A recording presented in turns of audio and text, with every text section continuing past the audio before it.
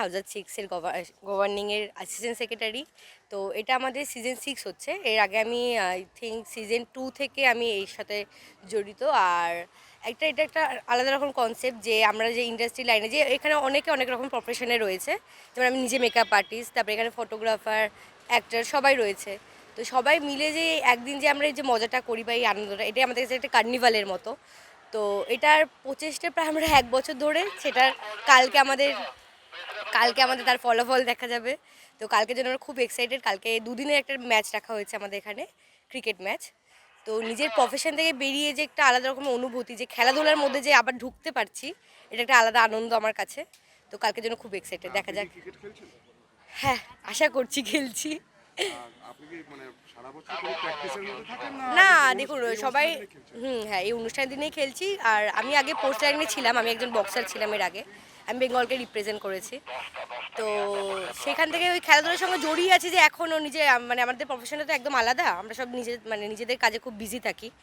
তো আমি makeup artist একজন। তো সেই কারণে এই একদিন যে খেলাটা, এটাই আমার কাছে খুব আনন্দের, যে বছরে একটা দিন আমরা খেলতে পারছি মাঠে নেমে, মানে ব্যাট হাতে নিয়ে, বল হাতে নিয়ে যে খেলবো, এটাই আমাদের কাছে একটা আলাদা অনুভূতি। প্রথম কথা হচ্ছে যে শিল্পীরা সবাই বেশিরভাগ ফ্রিল্যান্সার্স। এবার সব অফিসের পিকনিক হয়, আমাদের তো কেউ পিকনিকে ডাকে না।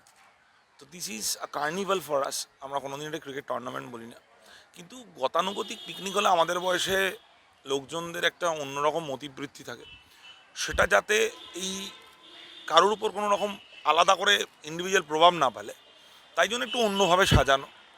এবং ক্রিকেট খেলাটা এমন একটা বিষয় যেটা ইন্ডিয়াতে রিলিজিয়ান হিসেবে মানা হয়।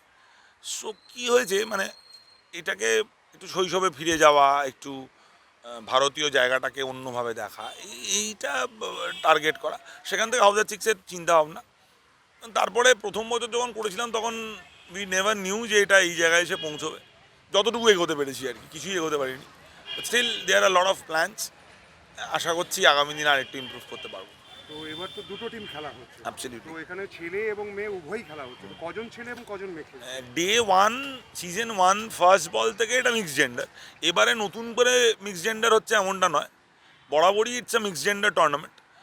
আর এবারে দুটো টিম খেলছে 7+4 অন ফিল্ড। 7+1।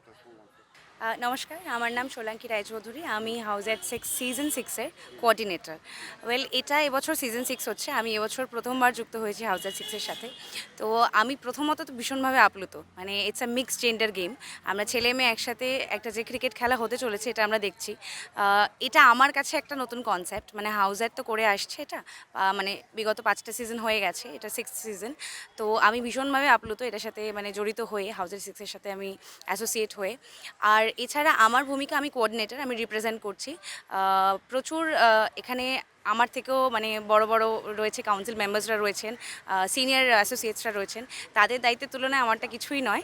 তবে আমি যেতটুকুনি দায়িত্ব পেয়েছি তাতে আমি ভীষণ মানে আমি প্রিভিলেজড যে আমি হাউজারের এরকম একটা মানে একটা পার্ট হতে পেরেছি।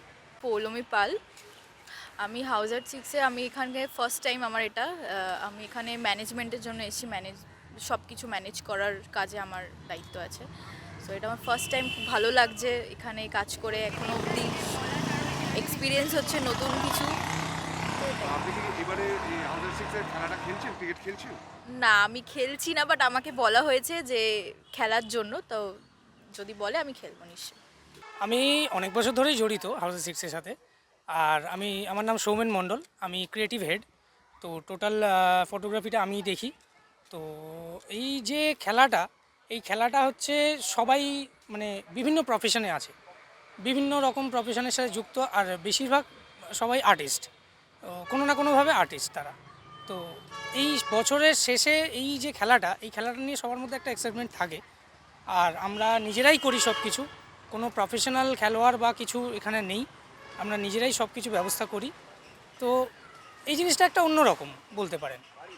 আর আপনি কি ক্রিকেট খেলছেন? হ্যাঁ, আমি খেলছি, বাট আমরা কেউ তো খেলার সাথে জড়িত নয়। তো ওই আর কি, এটা একটা মজা বলতে পারেন, খেলা এবং মজা।